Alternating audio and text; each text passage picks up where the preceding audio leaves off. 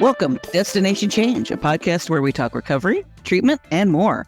I'm your host, Angie Fiedler-Sutton, with the National Behavioral Health Association of Providers. Today's guest is Karl. Tom is the founder and chief executive officer of R1 Learning. Through R1, Tom's goal is to put impactful self-discovery tools into the hands of individuals in recovery and empower them to change their lives. Tom is a graduate of Duke University with a Bachelor of Science degree in economics. Tom currently volunteers on the Patient and Family Engagement Advisory Council at Innova Healthcare System in Virginia. He is actively in the recovery community, is a founding member of Recovery DC, and volunteers with patient engagement programs. Thank you very much for joining us today, Tom. Thank you, Angie. I'm so grateful to be here with you today. So, yeah. For those of you who are familiar with my podcast, you know what my first question is going to be. It's always the same question. Basically, talk about how you got into the recovery space in the first place and how that got you to where you are now. Yeah, Angie, that's such a great question to open up with all your guests. So my journey, it's not important, but, the one thing on my kind of like the little bio is becoming more and more important today as I'm further into the behavioral health community and the industry, which is I come out of my story starts in really workforce development, working in mostly Fortune 1000 companies around how do you hold on to your talent? How do you, engage them, grow them, help them really with their own self-discovery around who they are. And then really working with supervisors and leaders and organizations around the country, around the world, around how do you hold on to your talent? And it really always started from, do you know them? Because you can't hold on to them unless you really know what they bring to the party. So that's part of where my journey started. It started where I had some experience in that field for about 20 years, right? Part of a company, taking the learning and development solutions around the world, internationally, and in that, flying around to a lot of places, and over time, my drinking increased, right? And so I found myself in my mid-40s, getting on an airplane, going to corporate headquarters around the country, and either on a train or a plane or through an automobile, mostly on a train or a plane, and I would be drinking. I'd find myself leaving the house, drinking more on the train, getting to where I was going. It progressed further, staying out evenings in bars and drinking more and more, and then trying to be super productive and doing really well for my organization, but it was doing a toll on me. So that was really where the journey started. And then it threw me into over time, all levels of ASAM levels of care. I found myself detox programs, trying to figure this thing out. 2011 was when I first went to my first detox over to Nova Health System, actually. We're actually over at Virginia Hospital Center in Arlington. And that made it through a path of not only trying to work on my substance use, but my health had deteriorated significantly to the point of in 2014, I had to have triple bypass open heart surgery because, of my drinking. It was really affecting me physically, mentally. And so it was just a mess, so it did. It threw me into spaces. And so between 2011, 12, it was really 2012. I ended up stopping and starting, right? I was really doing well. I got 9 months of sobriety out of the gate in my first IOP. I found myself in a binge pattern where I would go for, weeks and then months without drinking. And then I would have a binge pattern of drinking for a couple of days. And so I couldn't shake it. I ended up going to a residential treatment program for 45 days in Arizona. In 2014, came out of that with the heart surgery. And there I was, lost. I ended up, beautifully, my company got purchased by an international company called Adecco out of Europe. That was a good thing, but I wasn't really ready to be part of that leadership team. And so I left that organization because of the substance use, because of my drinking and the pattern that I had built. And then I kind of floundered for about a year, ended up back in treatment. And then it was, like many of us that are in this journey, right? I was like, what am I gonna do? What am I doing?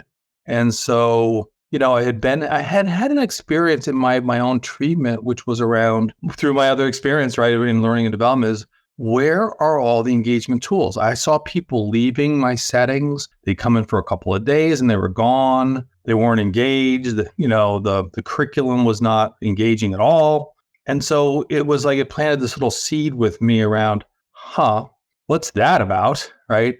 And so in 2000, really it was the beginning of 2016, I went to my last detox, had a Nova Health System this time, and came out of that and was like, okay, I had a deck of cards on my desk from our other world. We actually had a career interest assessment in the forms of a little tool called Talent Sort.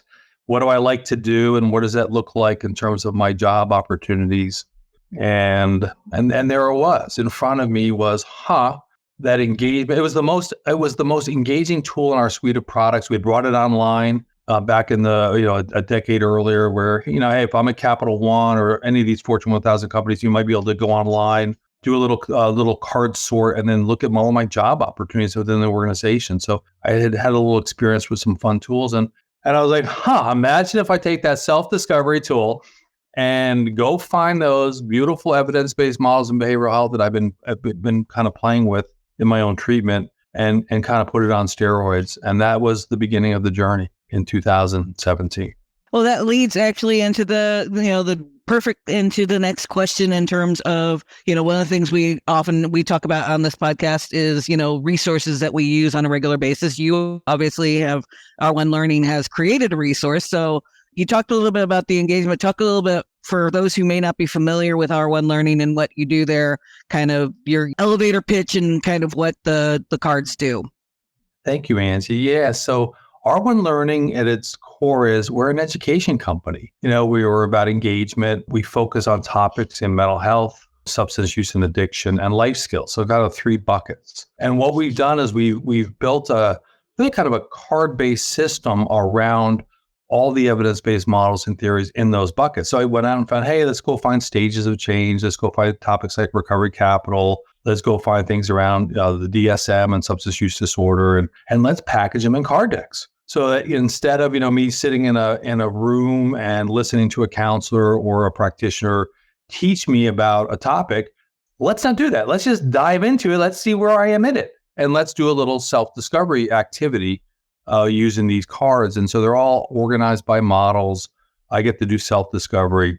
The beautiful thing about cards are they hit all 5 learning styles.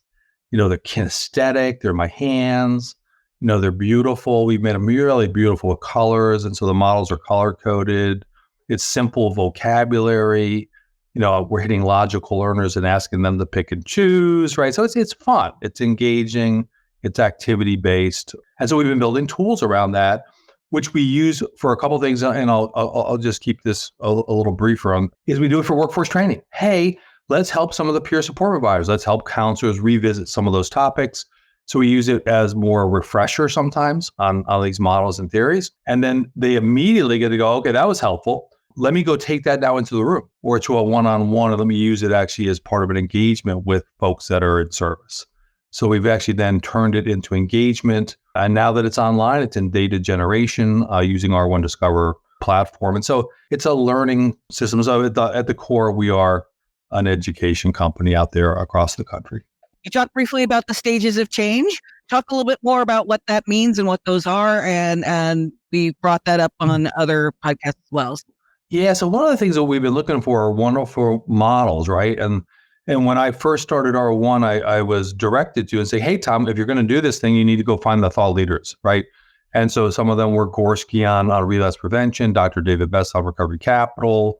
There's a number of them out there. Hey, even like the DSM out of the American Psychiatric Association. So stages of change was pointed out to us as, hey, all in all behavioral health, it's a model that's used to help people look at where they are in a change process. Actually, it was a clinical tool to help clinicians, practitioners assess people in treatment to say, hey, where are they in terms of change? And there's a model that says they're in 5 stages of change. 1 is pre-contemplation. Hey, I don't even know I have a problem. 2 is contemplation. I might have a problem. I'm not really sure, but I kind of might, so it's that kind of that first toe into the water on change. And then people move into preparation, into action, and then eventually they move through maintenance. So the listeners here have probably somewhere in their lives where had some behavior gone through a change process that followed that pattern. And so, I got a chance to, and it was critical to R1 that the founders of that model met with me. I had an opportunity to meet with Dr. Prochaska and Dr. DiClemente. They gave me some guidance. We have a card deck. One of our topics is around that. But at the end of the day, it's really helping the clinicians really assess people to where they are. And now we've turned it into a self-discovery tool so that individuals can say, well, where am I? Where do I think I am? And it's just it's really a wonderful process model. Well, that leads into the idea of, recovery as a journey. We talk about that a lot on this podcast. What are some of the barriers that you've run across that people have to be able to move forward in terms of their recovery? That is a big question. It's a beautiful question, Angie.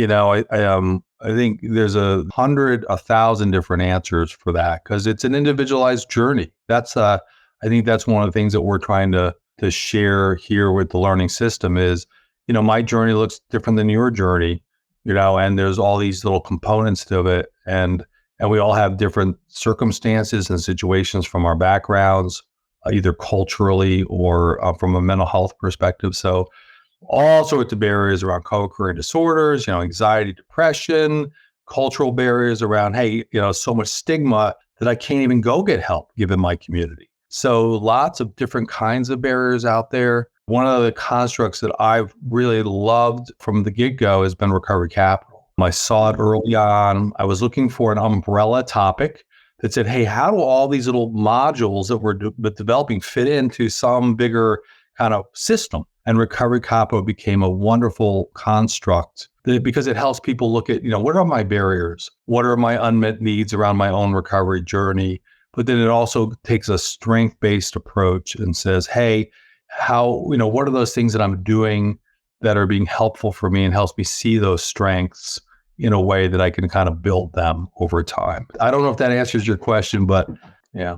My next question was going to be about recovery capital, so you hit exactly where I was going. Talk a little bit more about recovery capital and what, for those who might be new to the podcast, what that means and what that means to you, and kind of a little bit about that. Yeah, I'm going to give a shout out at this moment to a couple of people. One being somebody that we both know, Pete Nielsen at CCAP and NBHAP, right?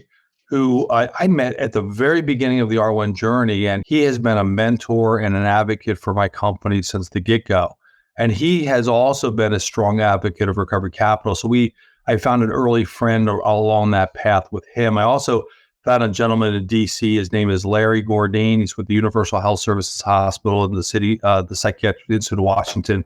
And he also has been a big fan of that. And actually, both encouraged me to map it all to the social determinants of health. So we built a topic around it, working with Dr. David Best in the UK, who's the international expert on recovery capital, with some guidance from Pete and Larry Gordine, and then working directly with Dr. Best.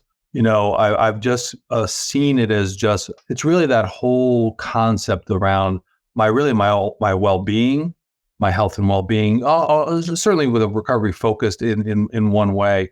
But it's really a bigger picture on wellness. And so it's become a key construct. What I love about it, and I think that the industry is starting to see, is that it has a measurement component. The recovery capital assessment, there's an assessment with Dr. Best called the RECAP assessment that's being used by Get Help and the folks out there, mostly a lot in the recovery housing community. We've developed a measurement tool called the RCTS 36 that we're launching in 2024. And so there's a measurement component. What I think some of the people love about what we're doing is okay, I've measured and learned something about where I am for measurement outcomes, but what do I do to build? What do I build? What do I do next? And so we've taken the R1 tools to help me do self-exploration so that I can really build a personal recovery plan for myself. So I love the construct. I think it has just so much applicability in terms of outcomes measurement, but also around it makes sense for people when you really show it to people. And for the listeners that have not dove into it, it just makes sense. I've had so many people come up to me and said, I wasn't really sure how I was doing on my journey, but I saw some of the elements of recovery capital. I was like, I have been building stuff. I do have strengths, and I can build on and leverage those. Well, let's talk a little bit more about the cards themselves. You have multiple different types of decks, correct? Yeah, different topics. Different topics. Walk me through kind of what the different topics are and like if I had the set of cards, kind of how they work. this is way too much fun when you get into the cards. So again, back to the topics of mental health, substance use, and life skills. So what does that mean? So in mental health right now, we have things around, emotions and feelings, really emotional well-being around, am I building good boundaries? The concepts around defense mechanisms. And so some of the psychology around mental health, right? We have them topics on substance use and addiction, right? Hey, really substance use, relapse prevention, topics on what is substance use in the first place. Hey, what's addiction? Using the Jellinek curve and the phases of addiction model. And so all model based. And then recovery is on a long-term continuum. So if you don't throw life skills in there, then we can't continue on our journey. So, things around career interests and what are my values, and so all those kinds of topics around work and spirituality and, just other things around life skills. And so it's really kind of a 3-bucket. And then the whole idea again is learn something about me, so a good example is our values deck.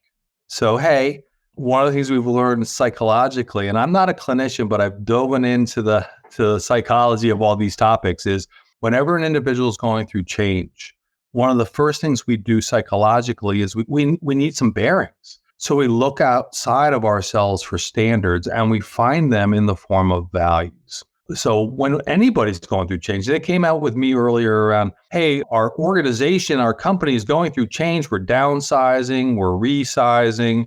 And so the first thing that we would always coach people to do is, well, stop. What's important to you today? So the cards actually enable people to go, okay, what's important to me in terms of my values? Now imagine I have a deck of cards and you take them out and you mix them up and you go through them and you turn them over. You go, hey, what are my values? And you pick. You make 2 piles. You say, this one's important to me today. This one's not. And we give people a chance to do that. And then we say, okay, Angie, that's cool, but let's take the pile you said is important to you and let's go, nope, let's go down to the top 10. Let's make you think a little harder about yourself and what's really important. So we get you to the top 10. And then we say, okay, Angie, one more time, let's prioritize which one's most important to you, second, third. So we built some ways to prioritize those. And then we start to get a picture of ourselves. So that's the cards, you can see them kind of, hopefully you got a little visual there of people laying them out on the table. You can also do that on a tablet. Imagine you can swipe and do the same thing with a tablet and do these cards. So I learned something about myself in terms of the values, but all of these cards live in a model. So the way the cards work is if I turn those cards over, there's color coding that say, hey, and maybe achievement's important to me, maybe health, maybe family. So it gives me some other ways to look at the values that I've chosen. Awesome. Well, thank you very much for that. Looking over your extended bio, you talk about how you're committed to 3 tenets: keep your recovery first, serve others, and choose to live a healthy and purposeful life. Want to talk a little bit more about how you came across those and expand on that? Yeah, obviously the recovery first, the first one of the tenets was something I learned in my own journey through some of the programs that I participate in. One of the things I learned early on was, and I didn't listen to it early on, but it's certainly become important to me today, is to keep my recovery in the number one position. So keep my own recovery number one. If I don't keep it at first, everything else that I'm trying to strive for will not happen. So that whole idea really resonated with me when I started the company, which was me sitting down on my desk going, hey, there's this card deck. Let me see what I can go do with it. I said, if I'm going to go down this journey, and it's going to be a long journey, the one thing I have to remember is to keep my recovery first. So guess what I did? I named the company R1, which was my way of saying to myself, keep your recovery first. So I got a chance to see that every day in front of me. So that is a big tenet for myself. And the truth is I have a huge community of people that support me in that. I have family, I have friends, I have community people in the recovery community that help me see that that's important. The other 2 that you mentioned, the wellness piece, doing service, right? Helping other people, all those things are just critical to what I've learned in recovery. And so obviously that is part of the mission of R1 is to basically, help people see themselves, help them see what's important to them, help them see that they do have choices and they get to pick and choose those choices and start to create their own journey. And so we're committed to that. Awesome. Now, if you could travel back in time to when you were first starting your journey, what would be some of the things that you would tell yourself, some of the tips or tricks or advice that you'd give yourself? Oh my gosh, that is a loaded question, Angie. Wow. And everybody on the call, hopefully listening to this podcast are thinking, I hope they're listening for themselves how they would answer that question, because it really is a wonderful question. I think for myself, as my quick answer is going to be, Tom, be patient. This is not an overnight, this is not a sprint. This is a long-term journey. So, just take your time, just keep your expectations low, go slow, and keep going. I didn't do that right away in my journey. I wanted to move fast. I was impatient, right? I have something, I believe, I'm too technical, but oppositional defiance disorder, which means I'll throw up defense mechanisms. I don't want to listen to you. Don't tell me what to do. I want to do it my own way. Whew, that's a huge barrier for people on a recovery journey. And I have some of those traits. So I would say to myself, Tom, close your eyes and open your ears and listen. Be open to listening to other people. Don't put up the defenses and let some of that in. Awesome. To continue the theme in terms of advice and whatnot, someone going through recovery themselves, what's one of the things that you would, tell them in terms of recovery capital or in terms of your decks that you have advice in terms of how to keep going, to not give up? Yeah, some of the basic tenets are some of the things that I've learned along the path around recovery capital. Even some of the basics around emotional regulation and coping skills. It's some of the basics, which are, connect with other people. Don't do it alone. Be open to gaining a support system around you to support you. It was a hard part of my own journey was to open up and be transparent and be able to share with other people what was going on with me today. And having those one-on-ones with individuals and with groups was really helpful. Once I did that, it made all the difference. So I would encourage people to connect as much as they can and as soon as they can.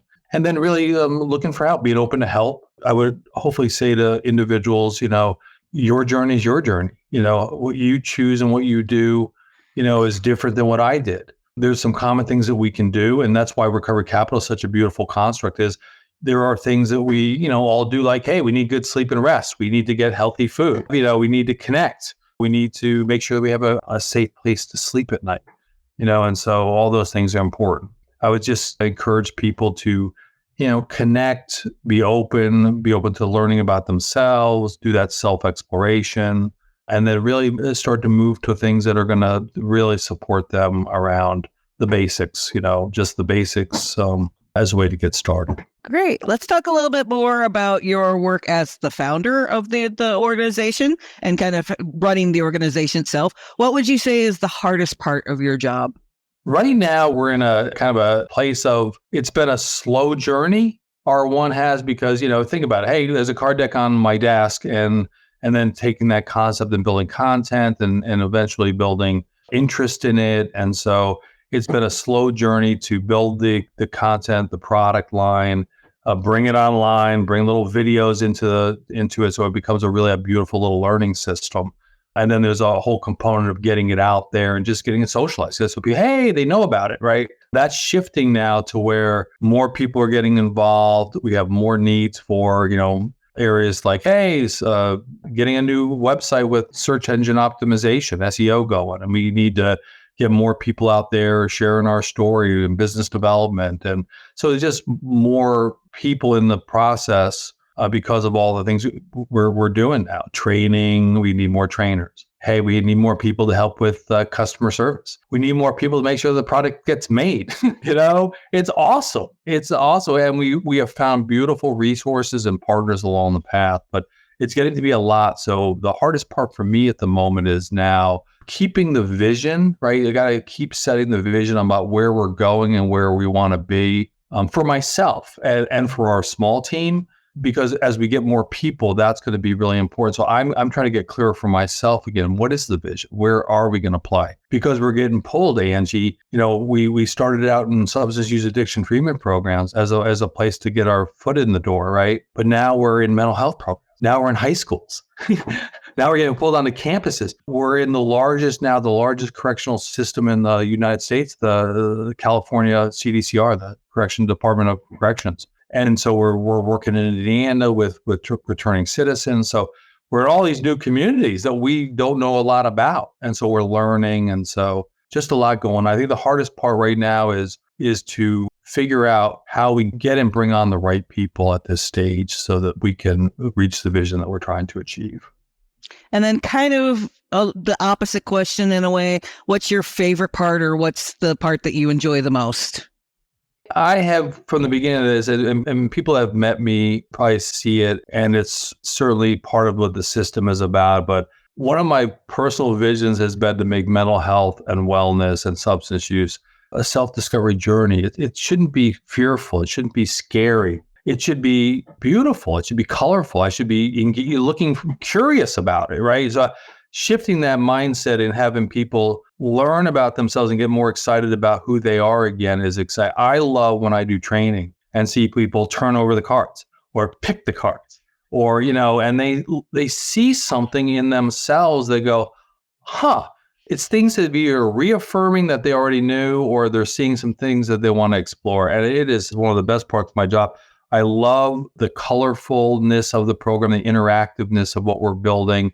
I love seeing both the practitioners, the clinicians, the peer support providers that are learning it get excited about doing something that is fun. And they see the fun and the engagement in the people they're working with. And it's inspiring. To this day, when I see people using the tool and they look at you and they go, huh, it keeps me motivated. So I love that. Awesome. That is a perfect button. Do you have a favorite deck or favorite topic, or is that like choosing a favorite child? It's such I get asked that quite a bit. And the truth is I have come to love every deck. One of the things I am going to stay close to it as we move faster on the content. I'm going to have to play not an all part of the role, but on a team with the development of the content. But I've gotten to dive into all the decks. So I had fun learning about defense mechanisms and Valiance 4 levels and, what they look like. I love working with Dr. Shalom Schwartz on values. Dr. David Best is unbelievable, incredible in terms of his thought process around recovered capital. I got to work with, like I said earlier, Dr. Prochaska Di Clemente with Stage of Change. These are people that are started with smoking cessation, and I'm just amazed at how open they are. They're still interested and curious about learning more. I love all the decks. I love emotions and feelings. If I had to pick one that I think had the biggest impact on me in terms of the development of was emotions and feelings. I think it was just the whole emotional regulation process, how it works, and how it's so hard for us to tap into that idea and express it. Like, it's hard to express pain and fear and guilt and shame. That's been a really fun one. I'll just say one thing about that deck that I have loved, and it's in our video, that we come out emotions and feelings from the idea of, you know what, there's no good or bad. They all serve a purpose. So they all do. We come at that from that perspective. And so when people dive into it, they see that there's less stigma, that it's okay to feel shame. It's okay to feel guilt. It's okay to feel fear, right? It's how I regulate that is part of what we're working on, but they all serve a purpose. And that I've found from my own learning for myself was huge. Where do you see you and your company going from here? What the future holds for you? I don't do this often. I'm going to do this more around vision. So it's a very simple system. I mean, it is the fundamentals in mental health, substance use, and life skills. I mean, we are staying at the basic level of fundamentals, right? Hey, I come out of one of the things I did as a kid, I played basketball. And one of the things I learned there was station drills. We need to know how to dribble, you need how to shoot, pass, I play defense, right? So it's all the fundamentals. Our one's going to stay with fundamental topics in those 3 buckets. And then what you're going to see is it's going to stay in self-discovery, and it's going to stay in this beautiful interactive form in multiple modalities, but it's going to be multi-languaged. And it is going to be bringing more access to these topics around the country. You're going to see it around the world. So the vision is we're going to stay with these very simple topics, and we're going to multi-language them. And we're going to be in more communities around corrections and criminal justice and high schools and tribal nations, because they're all fundamental. And we're going to bring mental health and substance use and life skills into those settings in a very colorful, fun, and interactive way. So people will, can really self-discover who they are and be able to think about the choices that they want to make around their mental health and wellness. We're getting close to the end. Outside of how people can hear about you, which is my next question, was there something that you thought I was going to ask, but I didn't, or something that you wanted to cover that we haven't? The only thing I do want to kind of close with is as I'm reflecting on what we've just done is, I've spoken a lot about me and my vision and what I'm doing. But the truth is R1 Learning has been really a collaboration with so many people. I thought you might ask, like, who's been supporting you, Tom? And it's a countless group of people. Right now, I'm working very closely with a guy by the name of Frank Bomer, who has been a friend of mine personally. He's come on board. He has expertise in building online solutions. He is bringing our R1 Discover online with us and just masterful in leading that part of where the business is going. I go back to my wife, Pam, who comes out of the APA, who has been a coach and an editor for my little company from the get-go, right? And I've got so many people along this path. It's nameless customers, people that we've collaborated with. And I'll reiterate, Pete Nelson and Larry Gordine and so many people out there around the Megan Marks at ORTC in Oregon, their team. I mean, it is a countless list of people. Doug Levy, who works for Release Recovery up in New York. He was the first person to buy it. He's also a good friend. He bought the first Discovery card deck. He tells me, hey, Tom, just remember who bought the first deck. He did. And my friends and my colleagues. And, another person I also wanted to mention was Christina Padilla there with the CCAP and the NBHAP organization. Christina has been an unbelievable friend of R1 Learning. She is pushing us into new areas around some of the topics that we're going to be coming out with. And so she has really been a wonderful coach and mentor to our team along the path. And another person I wanted to also mention on the R1 team, in addition to Frank Bomer and Pam Harley, is my art director, who brings the whole learning system visually to life, both on the videos, the card decks, and people that see R1. I want you to see that the person behind that is Karl, my niece. She's the wife of my oldest brother's youngest son, Patrick Karl. I've been working with Corinne since day one of R1 Learning. And so I always want to acknowledge the beautiful work that she does in bringing the system to life. When people see R1, I want them to be really clear on there's a lot of people that have built it. And I am so grateful that I have learned one recovery principle, which is ask for help. And then the hardest part for people in recovery is to then allow them to help you. And so I have done both, and I'm still working on both, but it is beautiful what people want to do when they see something that's fun and engaging. Great. And now if someone wants to learn more about you or R1 Learning, how do they hear about me? Where do they go? There you go. Simple. www.r1learning.com. And that's the number one, not one like spelled out. Oh, you're so good. Yes. R1, the number one, learning.com. We've got a wonderful website that tells you about us. We've got an online store where you can tap into training. You can tap into the products, the tools, the card decks, and you can even tap into R1 Discover. Awesome. Any final thoughts before we do our outro? You're awesome, Angie. I met, you guys are awesome. I met, I know the BHAP folks. I know the CCAP folks. I've met you personally. I was just out at the CCAP conference more recently, and, the energy of the community out in California with your team and now nationally with NBHAP is just phenomenal. And hats off to your organization. We are very proud and grateful to be friends of CCAP and NBHAP. So I can't thank you enough from the whole R1 team. Awesome. Well, thank you very much. You've been listening to Destination Change. Our guest today was Tom Karl. Thank you for being here.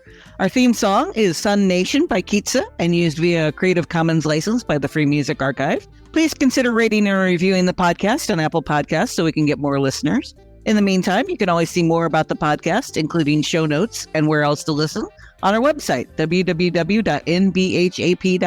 If you have questions for the podcast, please email us at info@nbhap.org. Thanks for listening.